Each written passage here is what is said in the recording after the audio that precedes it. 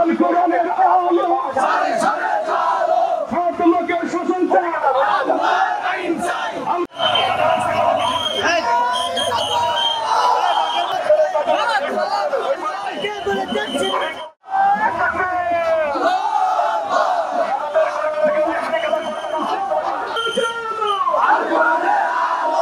কোরআনের আলো ফাতেমাকে শোষণ চাই কোরআনের আইন চাই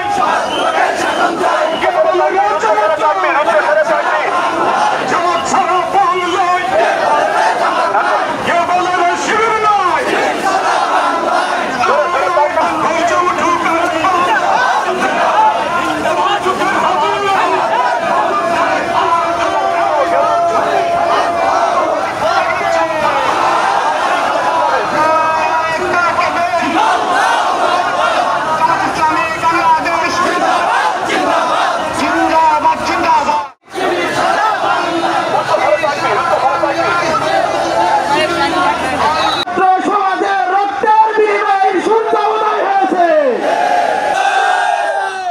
আমাদের আমিরে জামাত বলেছেন আমাদের উপরে সকল জুলুম নির্যাতন আমরা আল্লাহর জন্য ক্ষমা করে দিয়েছি।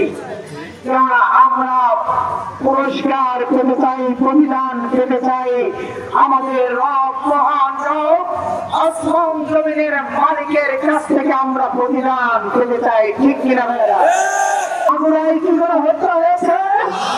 মাগুরায় কি লুটতরাজ হয়েছে? যেরকমের হওয়ার কথা ছিল তাই হয়েছে। আজকে জামাত ইসলামীর আমিরের নির্দেশের কারণে, জামাত এবং বিএনপির ভাইদের সক্রিয় ভূমিকার কারণে, ইসলাম প্রিয় দেশপ্রেমিক জনগণের ভূমিকার কারণে যে ধরনের বেঁচেগার হওয়ার কথা ছিল সে ধরনের হয় নাই। প্রিয় ভাইরা, এরা আমাদের কর্মীরা রাত জেগে থেকে মাইকিং করে বলিষ্ঠ ভূমিকা রাখার কারণে আমরা সম্প্রীতির এক নজির এবং দৃষ্টান্ত স্থাপন করতে পেরেছি। আমাদের সম্পর্কে হিন্দু ভাইদের মনে এমন এক আতঙ্ক রয়েছিল যে আমরা আসলেই পথ পরিবর্তন হলেই সবাইকে নাকি ভারতে চলে যেতে হবে। আমরা আমিরে জামাতের ডক্টর শফিকুর রহমানের নির্দেশে আমাদের নেতা কর্মীরা হিন্দু ভাইদের মন্দির এবং তাদের বাড়িঘর পাহারা দিয়েছে। ঠিক কিনা? যার ফলে হিন্দুত্বের কারণে, ধর্মীয় কারণে কোন ব্যক্তির উপরে, কোন বাড়ির উপরে একটি আঘাত আসে নাই।